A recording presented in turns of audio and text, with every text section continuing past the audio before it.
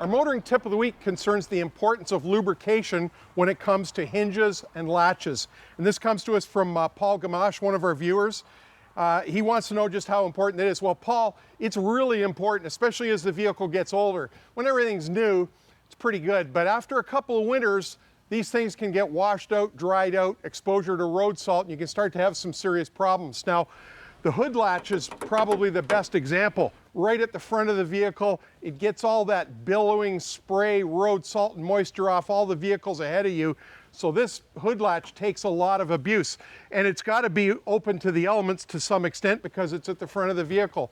Now, they try, on some vehicles, they do try to provide a little bit of a barrier to it, but it's still very exposed. So you've got to make sure that if you've got a problem with the latch or it hasn't been lubricated in a couple of years, start out with a very light lubricant that will penetrate and then follow it up with a heavier lubricant like an aerosol spray grease, something that's got some body to it that will stick and stay on there for a long period of time.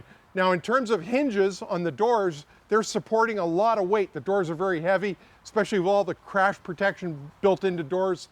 On late model cars, the doors are really heavy, so that puts a lot of weight on those hinges. They're also outside of the body of the car. They've got some shielding from the sheet metal body of the car, but they still are to some extent exposed to the elements, so they do get washed out. There again, start with a light lubricant that will penetrate all the rollers and pivots on the hinge, and then follow up with a heavier liquid spray grease that will stay on there. Make sure you do it on a regular basis because it's a lot easier to stay ahead of the game than try and play catch up after they've seized up.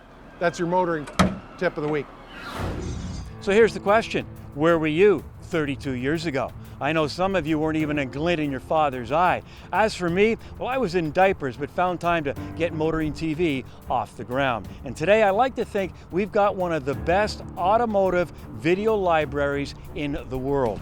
If you agree, please give us the thumbs up and also subscribe. We'd really appreciate it.